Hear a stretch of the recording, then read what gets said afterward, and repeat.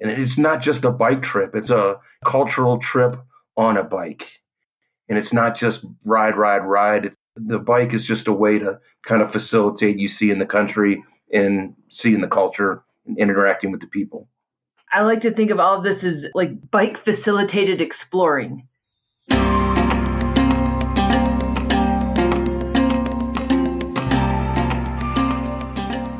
Welcome to the Actor Travel Adventures podcast. I'm your host, Kit Parks, and today we have an incredible adventure for you. We have my first time doing a couple interview that went on a bicycle tour to Vietnam and Cambodia, and for such heavy travelers, this is in their top 2. I often forget about the French influence in the region, and I know both countries have a complicated history, but they are well worth considering for an adventure holiday vacation. Both are real up-and-coming destinations. The food is great. The people are warm and friendly. Both countries offer a fascinating culture to explore. And I'm convinced after talking to Erin and Norm today that the way to see it is by bike. So let's get started.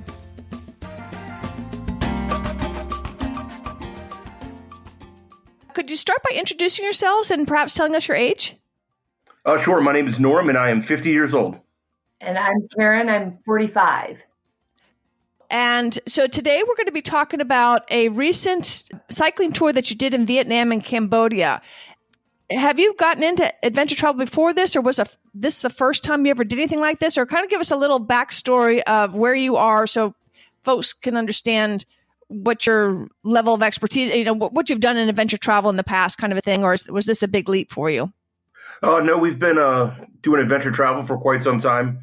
I started a long time ago, and when I was in the military, I got interested and was outside of the country a bunch. And then when I was in college, I was a whitewater kayak instructor and a raft guide in North Carolina. And that allowed me to go to Central South America, do some raft guiding, some kayak instruction. And I really just caught the bug from there of traveling. And then when I met Erin and married her, we started getting into doing some traveling. So, we've done some backpacking, Machu Picchu, Inca Trail stuff, and Costa Rica, and backpacking in New Zealand and sea kayaking in New Zealand. And then we got into these bike trips with some friends from Bend, Oregon, actually. And our first bike trip was Thailand and Laos, 450 miles over 2 weeks. And that was a wonderful, wonderful trip. And we really enjoyed seeing a country by bicycle. So our second bike trip was to India, Delhi, Rajasthan. And that was just a really special trip. And we knew that we had caught the bike bug at that point. And so we signed up again and with the same company, Art of Bicycle Trips, and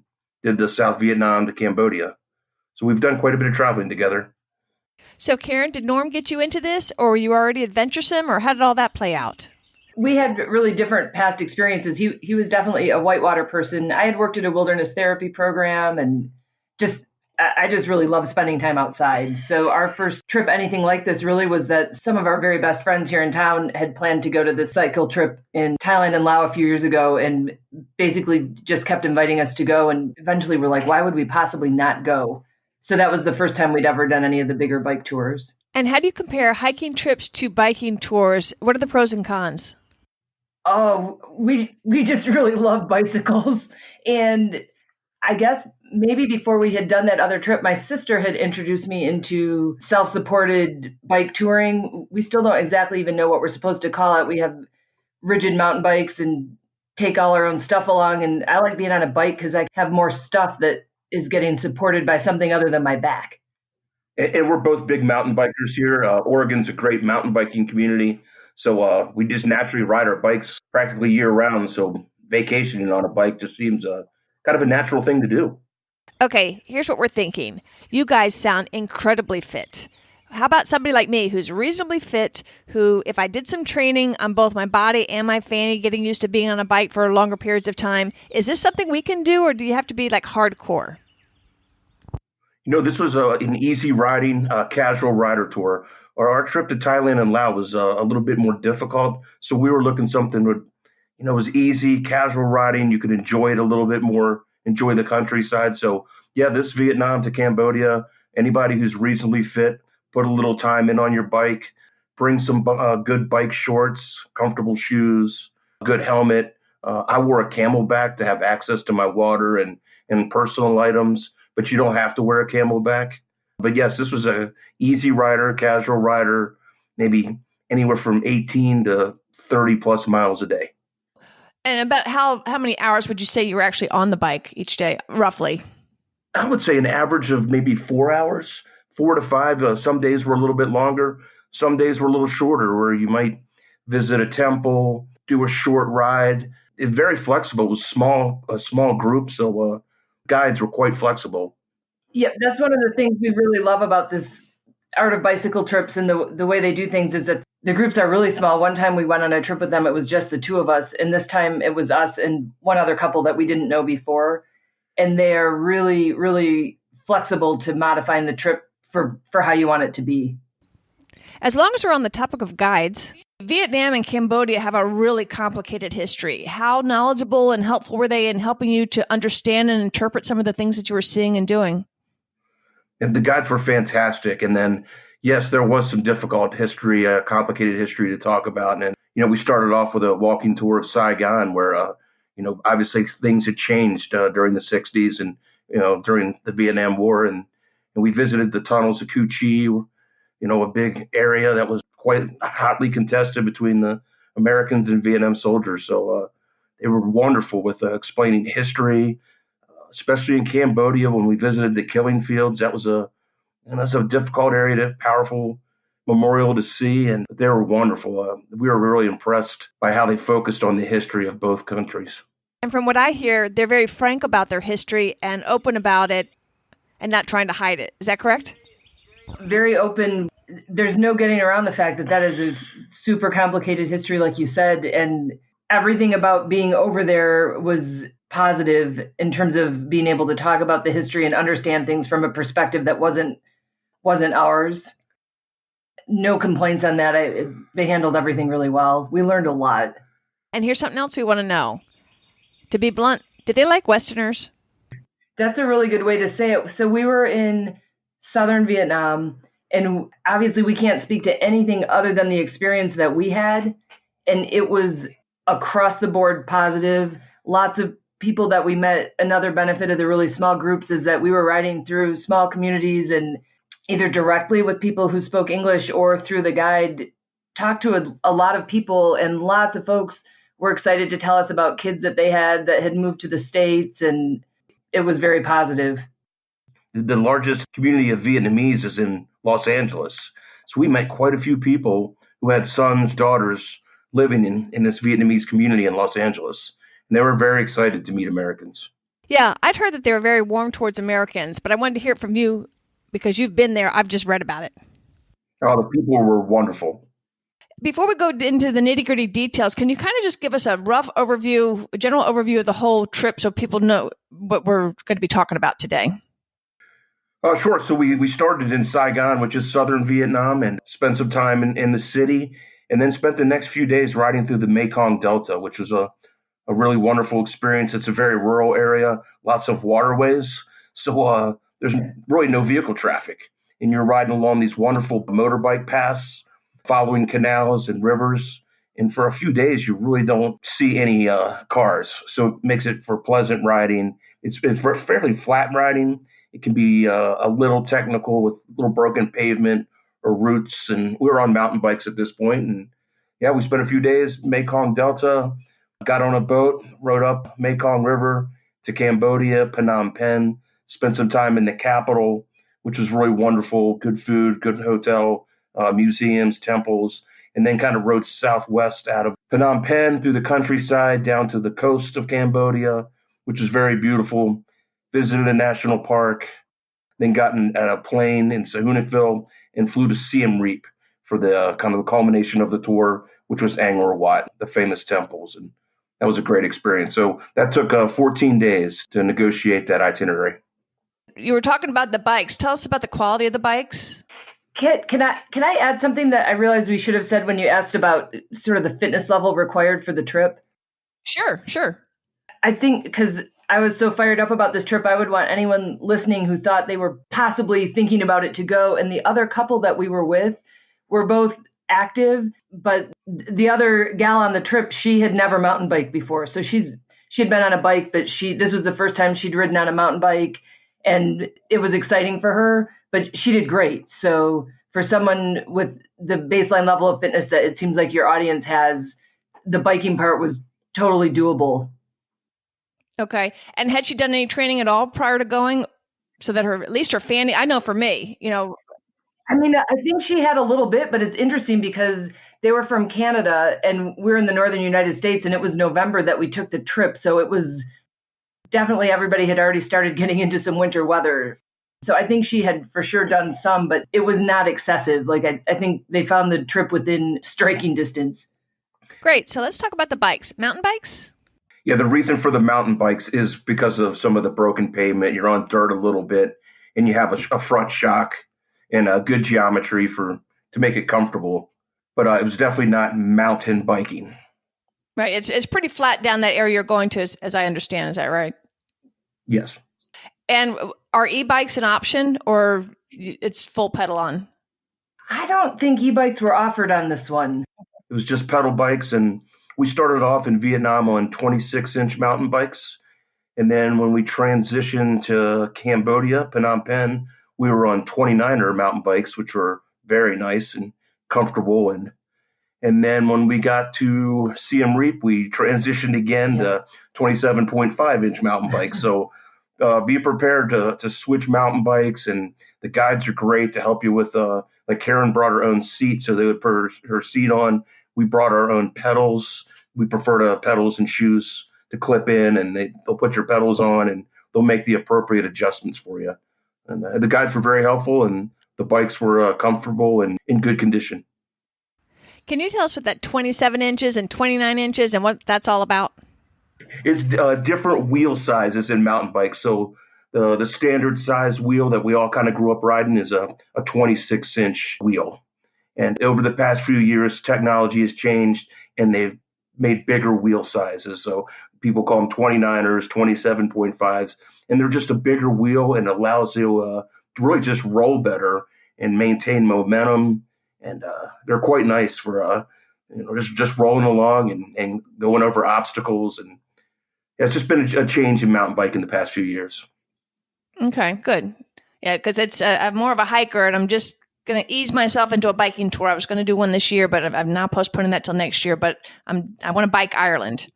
Oh, yeah. Oh, that'd be fun. And don't be intimidated by the bigger wheel sizes. The Canadian lady on our trip, she'd never been on anything but a 26, and she jumped on that 29-inch bike. It was like, oh my gosh, I can go so much faster, and it's so much more efficient and rolls better. And she loved it. Oh, good. Well, I'm anxious to try it and learn more about that. So you start off in Ho Chi Minh City or Saigon, and that was kind of like a easing into it and a little bit of a cultural day, and you got a walking tour too, as I understand. You want to tell us a little bit about the city?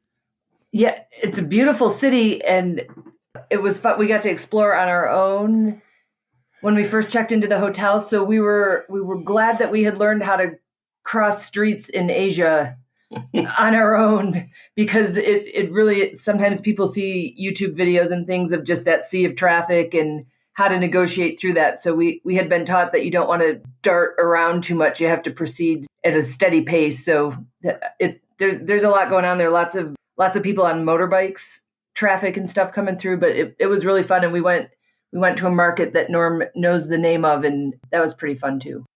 Yeah, we visited the Benton market, which is a very famous market in Saigon, and it's just fun sights and colors and smells and, haggling and people, and yeah, it was a lot of fun. And then a walking tour of the city with the guide that afternoon, and a lot of French influence, obviously. So the city is beautiful, and we got to visit the Royal Palace and the post office, the Notre Dame Cathedral. There's a strong Catholic influence in Vietnam. It was just a wonderful day of sights and smells and sounds. And yeah, we really enjoyed Saigon. The people were wonderful. Okay, so the next day you're actually starting the bicycle tour itself. What's it like to go on a bicycle tour? Tell us a little bit about what's going on. I will tell you that starting this particular bicycle tour, it's very hot over there. It was so, I didn't actually know you could be that hot. And I had lived in Florida for a couple of years. Really, really hot and humid. So if folks are thinking about this one, I rode in like a long sleeve top and long bike pants. I guess there's sunscreen, SPF pants, because it is just really hot and intense weather. I'll let Norm talk more about what the actual biking was like, but I remember being very hot. The biking that first day was just really to warm up and kind of assess everybody's abilities. Some pavement, some dirt, little forest paths.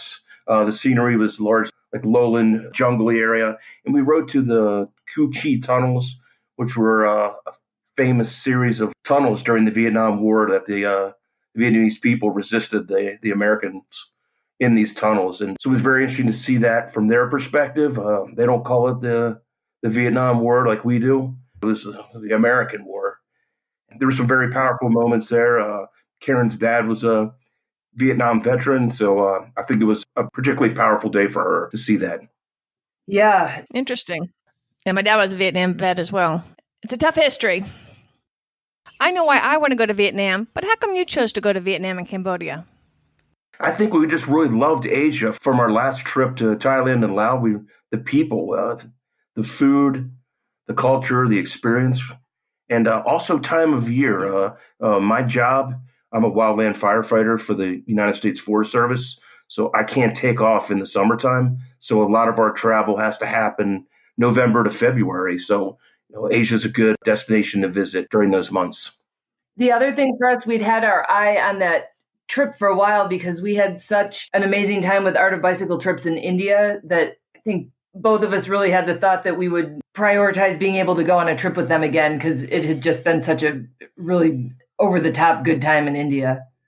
Folks may never have heard this company. Well, I know they haven't heard of it because I just recently discovered them. I had been asked by Peg, shout out to Peg, to find a trip on Vietnam, an adventure trip in Vietnam. And I was having a difficulty finding a tour company that I could recommend because most of them are either, they try to cram Asia in such a short period of time that you don't really have a chance to catch your breath, or it's too low, like you're almost hostling and the kids are too young. So I wanted something that was more appropriate for the types of trips that we're talking about. And when I found Art of Bicycle, I was like, ha! And then I checked them on Trustpilot and TripAdvisor. I was like, I found my company. Yeah, they're wonderful. We'll do another trip with them, probably 2020, 2021, and go back to India with them. So good. Yeah. So I'm pleased to be able to offer recommendation for Asia and India, and I'll have all their information on the website and in the travel planners and in the show notes. So, all right, let's talk about the landscape a little bit. Riding through the Mekong Delta, it's, palm trees, lowland jungle, lots of water, and then everything you can imagine being grown there. Bananas, coconuts, durian fruit, breadfruit, all these amazing vegetables and fruits just growing everywhere. And it was really neat to see that and to see some of the rural villages.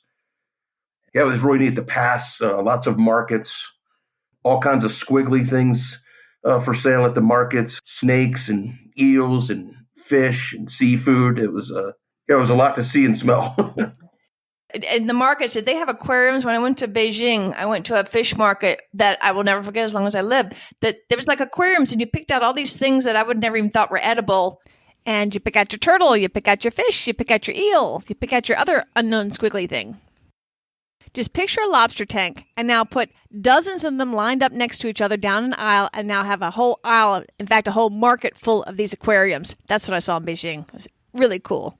No, this was very rural. They had things in buckets and pails with a little bucket might have 4 or 5 eels squiggling around inside. It was very rural. And the food is good. Let's talk about the food. The food was fantastic. Every morning, breakfast was available at your hotel. They could make a Western-style omelet. Being French influenced, the coffee was fantastic. The baguettes every morning, fresh fruit. And then we ate a lot of, Karen's a vegetarian, so she had wonderful vegetarian dishes. A lot of pho, which is a noodle broth-based soup with fresh mint and cilantro. And the food was fantastic. I'm a meat eater, so I really appreciated all the seafood available.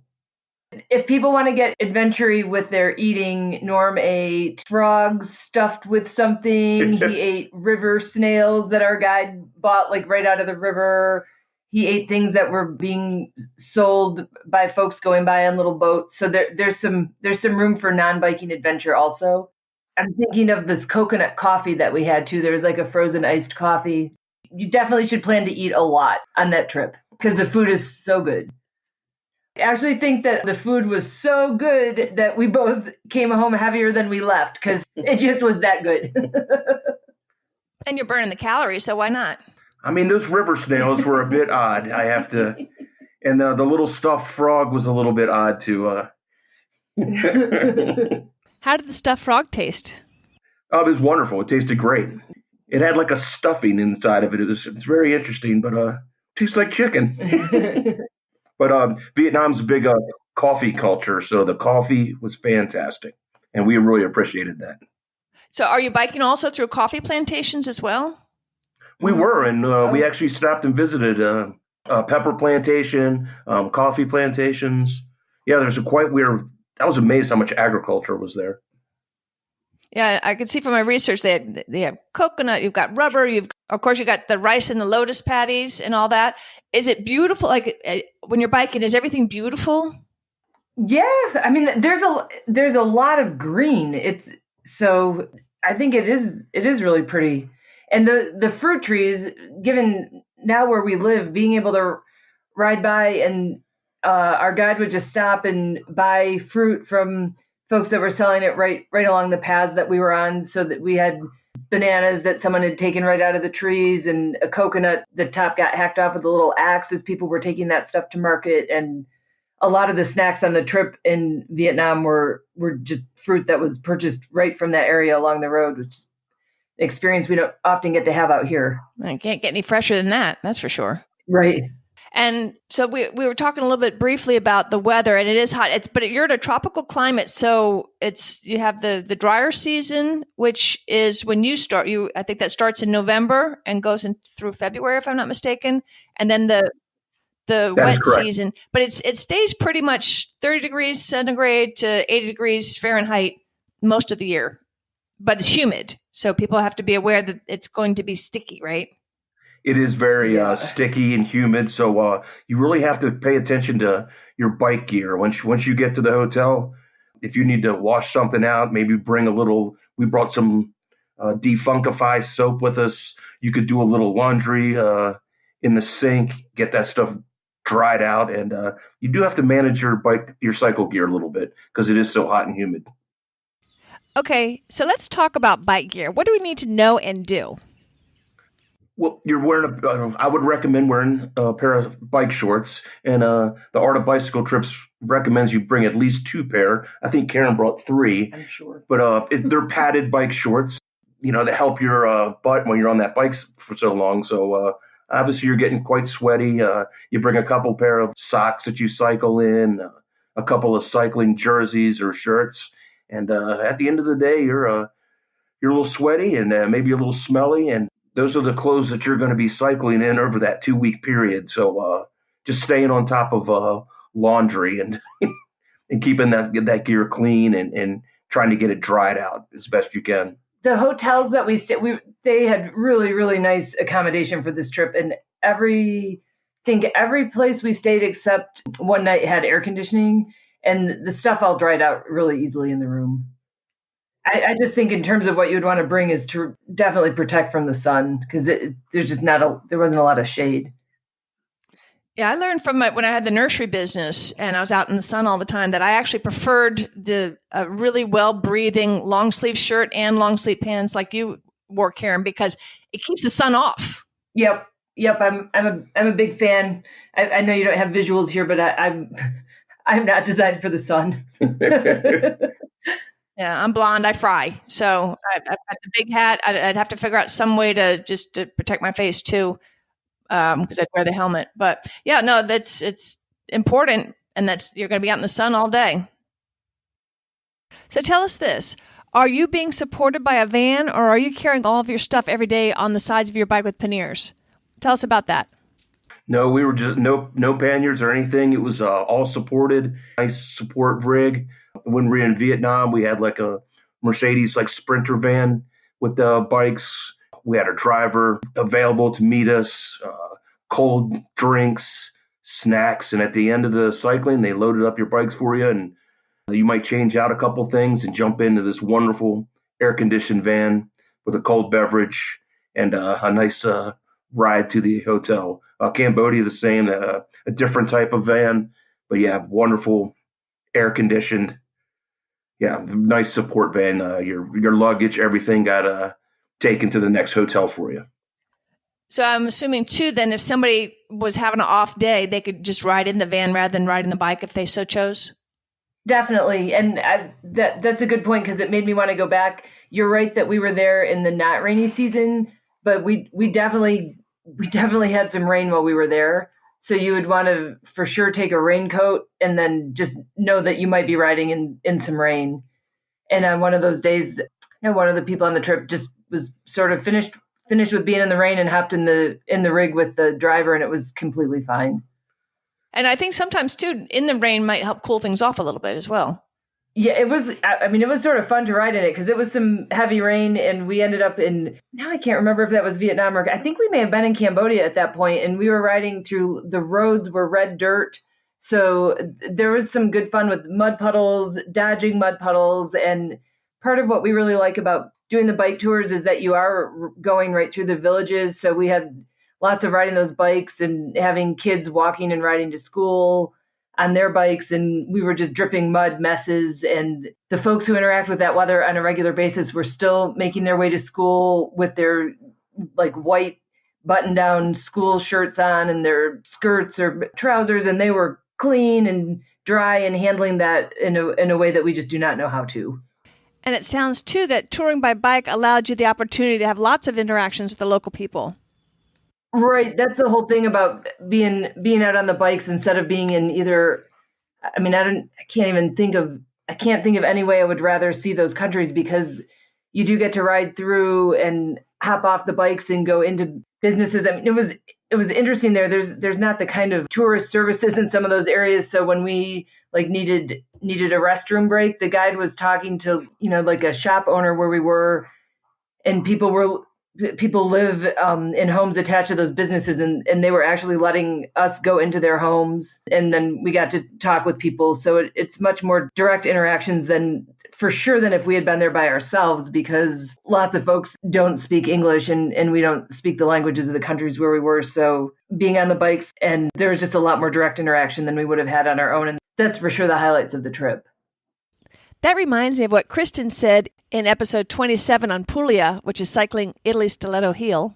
She said, and she was quoting somebody else, when you're biking or doing a long distance hike, you're actually part of the movie. You're not watching a movie like you are when you're on a tour bus, kind of get out, take the pictures. You become part of the local people's lives because of your daily interactions. So it's a really cool way to travel.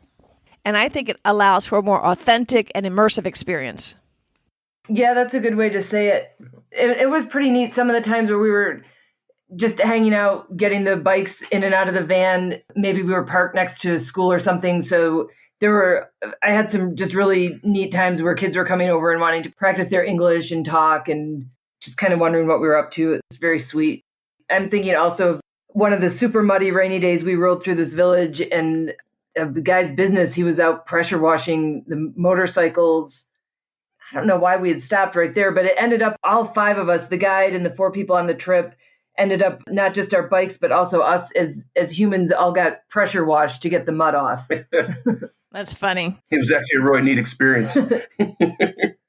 Let's talk about some more of the experiences that you had. I see here that you weren't just on the bike. Sometimes you were on a boat and you went to a floating market. Can you tell us what a floating market is? Oh yeah, the floating market is very interesting. It's not like the local market where you might go and get food or supplies for a couple of days. It was more like a big wholesale market where there'd be a big boat that was filled with melons. And then people would come and buy the melons from that person, or buy the rice or whatever vegetable, the durian vegetables. So they arranged for us to get a boat tour, just the four of us, and took us out onto the river so we could see this big, huge floating market, and then people coming and buying the vegetables and the goods from it. And it was really neat to see. And made for some nice pictures, and it was very interesting. It's a very waterway-based culture there in the Mekong Delta. And they had the canals and everything. I remember in Bangkok, I went to a floating market, and you just have all these boats, like you say, just coming up, and they have usually their one thing that they were selling. Often it was just one thing.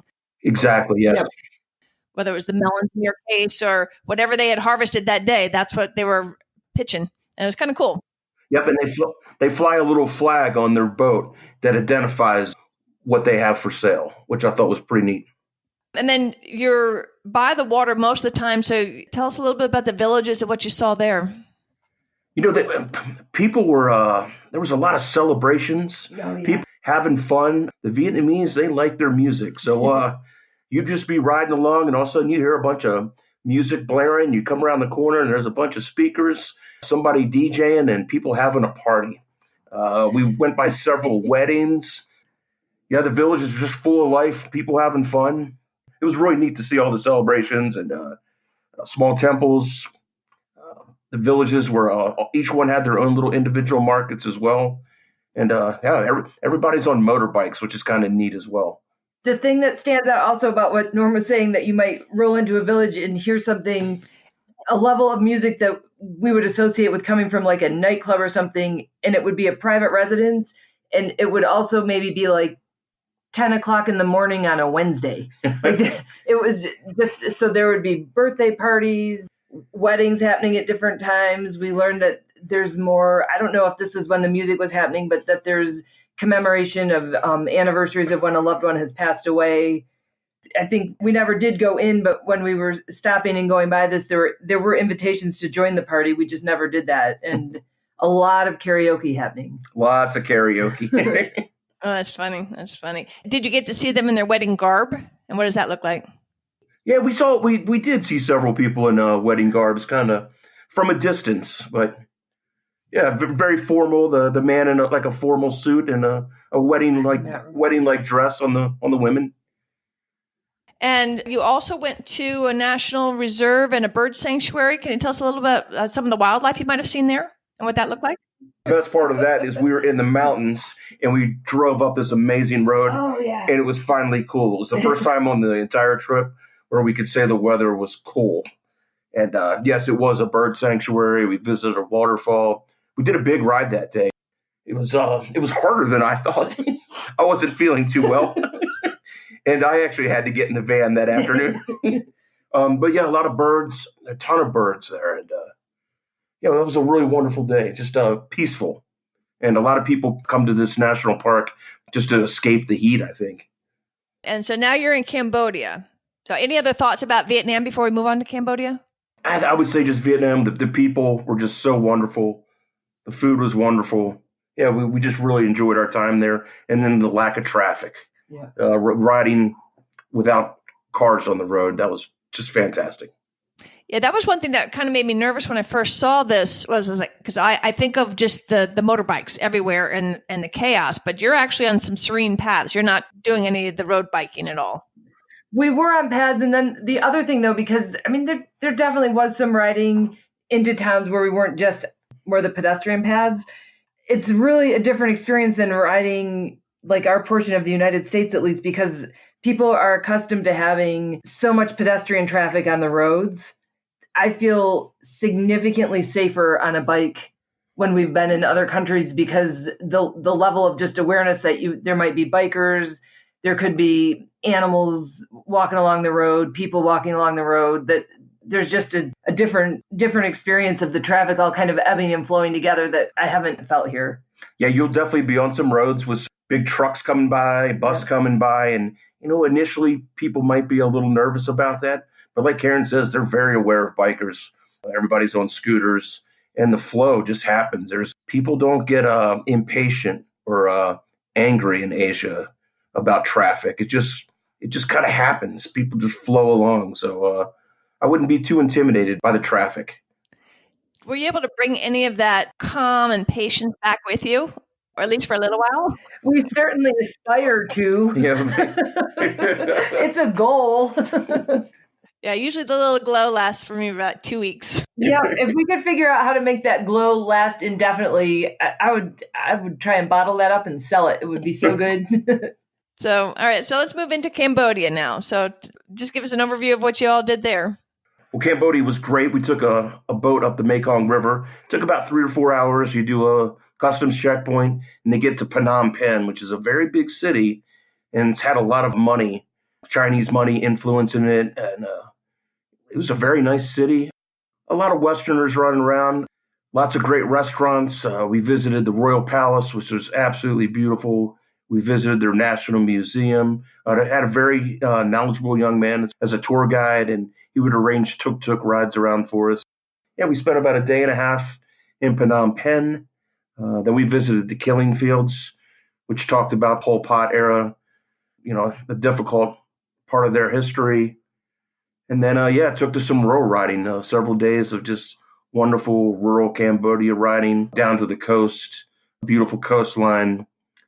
Visited the beach in Kep and the Kep crab market and got to eat crabs, although Karen didn't eat crabs. Visited a wonderful little city called Kampot on the water, very French influenced. It almost looks like New Orleans in Cambodia. And the riding was fantastic. Ended up on a plane from Sihanoukville to Siem Reap, where we saw Angkor Wat temples for a few days. Okay, and tell us a little bit about Angkor Wat. It's pretty wild to actually be there after seeing those pictures all our lives.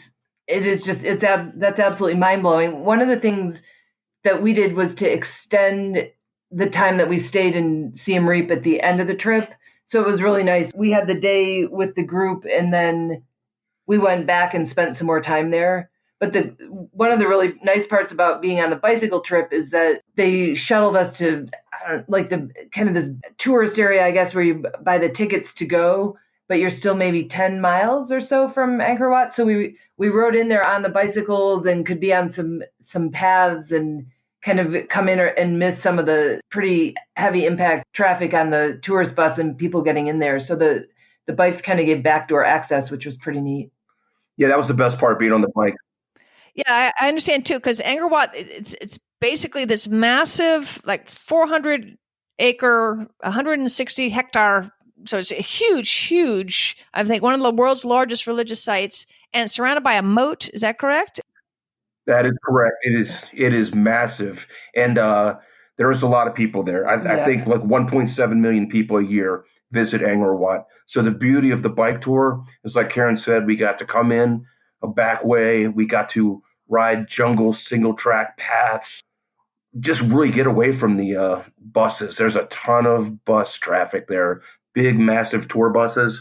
And we were able to bypass the tour buses, slide in the back door, set our bikes down, access the temple, get a wonderful tour of the temple, and then hop back on that bike and get away from the people. It was really appreciated being on the bikes at Angkor Wat. It's so powerful, so beautiful, it's so large that I think it would be difficult to see in a tour bus. But on the bikes, we could cover all kinds of ground, and yeah, it was wonderful.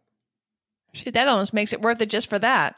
It really was. Definitely. Oh my gosh, because there'd be spots where you pull up and you're like, holy cow, there's about 15 tour buses and hundreds of people pouring out of these tour buses, and you just ride right by on your mountain bike and be like, whew. Yep, because it is a big complex, so there's lots of different places to stop and get out, not just the main complex, and they took us through all of it on that day. I would just say, in addition to Angkor Wat, we saw some other temples on the next day that were maybe 30, 40 kilometers outside of Siem Reap that were wonderful to see as well. Great rural riding. The temples in the area are so vast. It takes a couple days to really see them and appreciate them. And like Karen said, our first day there, we went in the afternoon, about 2:00 in the afternoon, on the bikes and to the main temple complex. And there was a lot of people. It was very, very hot. So if there was a temple where there was a little bit of shade, every available inch of shade was taken up by a person trying to cool down. We extended our trip at the very end, got up early in the morning, hired our own tuk-tuk, and went in and went back when it was a little cooler. There was less people, and we really, really got to kind of see it in a different light, and we really appreciated that. So how many days would you recommend for people to add extra? We had 2 days on our bike tour, and then we added an extra day. And the Art of Bicycle Trips arranged the extra day at hotel. So I would say 3 days at the minimum for Angkor Wat. in the temple complexes outside of Angkor Wat. And then you're going to have to hang out and Siem Reap too. So we stayed downtown. It's a fun city. There's a lot going on. It's almost a party atmosphere. There's a big street called Pub Street that's very popular with the Westerners, and we were there for the Cambodian Water Festival. So there was lots of Cambodians there for a big national celebration. And Siem Reap is fun. It's a little crazy. It was almost like a Mardi Gras atmosphere at times, but it was fun to see and interact with the people. So I think at least 3 days in Angkor Wat, maybe 4. And then let's talk about safety. Did you feel safe? Oh, yeah. Absolutely. Yes. Yes. Every second. Yeah, I felt very safe. I'm sure that you could put yourself in a difficult situation if you were out late at night, maybe if you were part of the party crowd or something. But if you're just boring 45, 50-year-old people like us who likes to go out to dinner, maybe have a beverage or two and back to your hotel by 9 or 10 o'clock, in bed for the next day. Yes, very, very safe. Okay. What about for solo women? Still feel the same way? Yeah, we saw a lot of solo women traveling. Absolutely. Yeah, but I would say the same thing. Out late at night is probably not a great idea in some spots, but we saw a lot of solo and groups of women traveling together. Well, and especially if someone was looking at the particular trip that we were on, definitely. Because we really didn't, we had some dinners by ourselves, but they put us into some good spots. Like it would be a great way to go. You could definitely do that as a solo woman traveler. And I wouldn't say that about everything that we've done. Yeah, the accommodations are top notch. They really put you in just wonderful hotels in good spots, and the guides are always there for you. They'll get you to the restaurant for dinner. They'll get everything set up for you. You don't have to take care of anything. You just have to pay for alcoholic beverages. So at the end of your dinner, if you had some beers, that's all you have to pay for. The guides take care of everything. They're waiting for you outside if you need anything else. Yeah, very well taken care of. Is there anything that you wish you'd known before you'd gone that you would like to pass on as some advice? That's a really good question. We're looking at each other thinking about that. There's a little bit where one of the nice things about going with the company like this, especially like when we travel, we're using vacation time from our jobs, and so that we don't have a huge amount of time to be there. The interaction with the travel company in advance gives you the chance to ask a lot of those, just that we were able to ask a lot of questions and plan for the trip. So I don't really feel like we had any unpleasant surprises or anything like that. And we didn't really know anyone who had gone to those. Sometimes on the trips we take, we've had really close friends that have gone ahead of us and have given us really good advice. And this one seemed pretty straightforward just from the information we had from the company. Yeah, Pankaj from the Art of Bicycle Trips does an incredible job of providing you with pre-trip information, detailed itineraries, recommendations. If you do have a question, like we like to get picked up at the airport after long travel from all the way from the Western United States across the Pacific Ocean and getting in late at night. We appreciate having somebody waiting at the airport to get us to our accommodations and not try to Uber or bus or taxi. And, he sets all that up for us and provides emergency contact numbers if we have any questions. Yeah. And no, I would say they do a wonderful job preparing you for the trip and answering any type of questions that you might have. Yeah, I'm just thinking you'd asked about safety on this trip. I can't remember which country we're in, but one of the guides put like a little identification tab on the bicycle so that if somehow you had ridden off by yourself and ended up someplace, your name and then the tour group's phone number on there so that whatever nice local found you would be able to get you back to the group. It was sort of a nice level of backup plan. I assume you don't speak much Vietnamese or Khmer. Did you have any communication problems? No, we didn't, because when we were really remote and rural, the guides were there, and the neat thing also with the smaller group and with I think the folks that Art of Bicycle Trips works with is they are very willing to facilitate communication with people that we met along the way. So with just the 4 of us on this trip, we were able to have translation and to have conversations with people that we would never have been able to have. What would you tell somebody that's on the fence about whether or not this is a trip to go on for them or not? In other words, how would you rate this trip? No, we rated the trip as like 5 stars and excellent on Pankash's website, on the Art of Bicycle Trip website. He's put both of our reviews from our trips on his website. We did a Trustpilot review. We gave it a 5-star because of the attention, the detail, the accommodations. Can't speak enough about the accommodations. And after a long day of biking and some hot weather, to check into a really nice boutique hotel with a wonderful shower. Almost every spot had a pool, comfortable bedding, air conditioning, fantastic breakfast every morning. The meals, the interactions, we loved it. We were actually blown away by the Vietnam-Cambodia trip. It far exceeded our expectations. Is there anything you want to tell us that we didn't talk about? The thing that's always on my mind when we go to some of these, maybe off, I don't know if it's off the beaten path, but anyhow, I'm always concerned about whether or not I'm going to get sick. And Norm, the adventurous eater, had a little bit of trouble, and I did not. So if anybody's worried about can they go and keep their belly happy and whatnot, yes. It is funny, like those of us who inclined more towards vegetarianism with the other couple too, they were kind of like us. The adventure eaters had a little touch of bugs, but they recovered, and the other two of us did just fine the whole time. So if anyone's worried about that, you can definitely go and stay healthy. Right, and it could just be because of something so different for your stomach. Absolutely. Yep. Right, and that's where the guides can help too, because they know where it's okay to eat. Absolutely. Yep. And I just got a little adventurous in my eating, and it was nothing that a little bit of Pepto-Bismol couldn't take care of. You two have done some killer trips in your lifetime. How does this one compare to some of those? I mean, it was a top 2. I would say the bike trips that we've done, India and Vietnam, Cambodia, were probably the top 2 trips that we've done. Yeah, again, I can't even thank Art of Bicycle Trips enough for their attention to detail, and it's not just a bike trip. It's a cultural trip on a bike, and it's not just ride. It's the bike is just a way to kind of facilitate you seeing the country and seeing the culture and interacting with the people. Yeah, if someone was thinking about doing this, I was just sort of thinking that I like to think of all of this as like bike facilitated exploring. So the biking was there, but we had sort of requested at some point that a priority on getting into the towns so that it wasn't like all day and all of the daylight on the bike, so that we could still get there and walk around and enjoy the places that we ended up. So if people are thinking about doing it, it seemed like kind of the best of all worlds that we did get to be out on the bikes and a little bit more hands-on, but then like Norm was saying, it's very comfortable at the same time. So if anyone's thinking about doing it, they should do it. No reservations.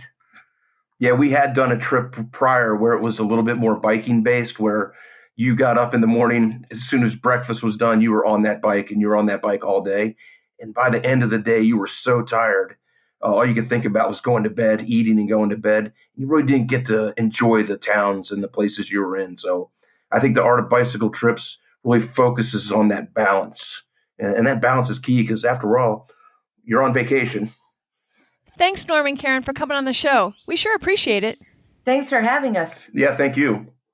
I have to say that I'm getting more and more interested in bicycle touring because, like Kristen said in episode 27 on Puglia, Italy, you get to cover a lot more ground, so you can see much more of the country than I do when I do my long-distance hikes.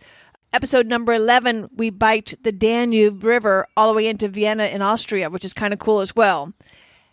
And I think the pace that Norm and Karen did on this particular Vietnam-Cambodia trip was nice, because they're only biking maybe 4, maybe 5 hours a day. So you're not so tired at the end of the day that you have time to actually go exploring.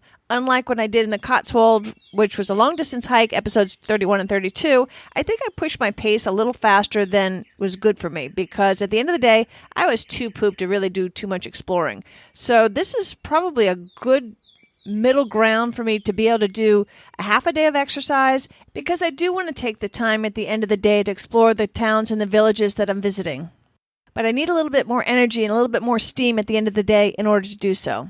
And I also love, too, how similar to long-distance hiking, because you're on the bike, you're actually getting a lot more local interaction. And that, to me, is probably, as Karen said, my most important thing, because it's not just the landscapes, it's the people that make the trips. It's those small interactions, whether it's with a shopkeeper or whomever. Those are the memories. That's what you remember. I've long been interested in exploring Southeast Asia, but like everybody else, there's always the limits of time and money. And I think if I do it by bicycle and combine several of the tours together, that might be the best way for me to see the countries in my time frame and in my budget. And as much as it's possible in a podcast, I'd like this to be a two-way conversation between us as much as we can. For example, the topic today, Vietnam, was inspired by an email that I got from Peg, who was looking for a tour company in Vietnam. And I had myself been looking and myself had been unsuccessful in finding a company that I felt comfortable recommending until I found Art of Bicycle Trips. And then I got another really nice email that I'd like to read to you from Melissa. And this is with her permission. So if you write to me and it's okay for me to read them out loud, please make a note of that. I'd like to see us have the two-way conversations. And in fact, Melissa and I actually got on the phone afterwards. But here's her letter, which warmed my day when I got it. And I got on a particularly bad day, so this made my day. Dear Kit, just wanted to say thank you for your podcast. I genuinely enjoy your positivity and your sense of adventure. I want to especially thank you for your comments about courage being a muscle and for encouraging people to think about pushing themselves to live the kind of lives that they want to live. My husband and I actually do a lot of active travel together, but recently I wanted to travel and he didn't. Rather than just sit at home and be annoyed, I remembered your words to just go a tiny step beyond your comfort level. So I booked a flight for myself and did a 3-night getaway to chase some Florida sunshine. While I did do a little hiking, it wasn't all that adventurous of a trip. It was, however, just a little beyond what I've lately seen myself as capable of. And what's ridiculous about that is I'm a former Peace Corps volunteer, so you would think that I would have comfort level with doing things on my own. You inspired me, and I'm grateful. Keep up the good work. Thanks, Melissa, and thanks for making my day. If you'd like to reach out to me, you can find me at kit@activetraveladventures.com. If you forget that, just go to the activetraveladventures.com website, click on the contact button, and that shoots right to me in my office. Anyhow, I'll be back in 2 weeks, and I have a very special episode coming up. I took my 93-year-old mom to one of she and Dad's favorite adventure locations, and I can't wait to share it with you. So until then, this is Kit Parks. Adventure on.